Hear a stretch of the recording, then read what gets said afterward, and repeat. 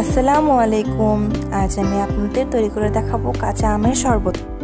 চলুন রেসিপিটি দেখে নেওয়া যাক। এখানে আমি একটি ফ্রোজেন করা কাঁচা আম নিয়েছি। আমের খোসাটা ছাড়িয়ে নিয়েছি। এই কাঁচা আমটা গ্রেট করে নেব। গ্রেট করা হয়ে গিয়েছে। এখন ব্লেন্ডার জারে গ্রেট করা আম দিয়ে দিব একটি কাঁচামরিচ, পরিমাণ মতো লবণ, আর দিয়ে দিব স্বাদ অনুযায়ী চিনি,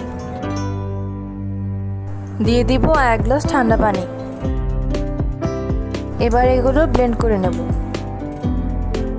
ব্লেন্ড করা হয়ে গিয়েছে।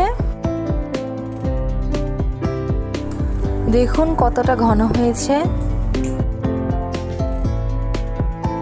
এবার গ্লাসে ঢেলে নেব।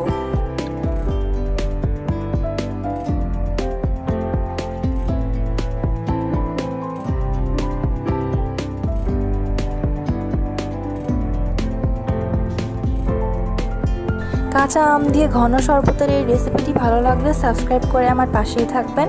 সবাইকে ধন্যবাদ। আল্লাহ হাফেজ।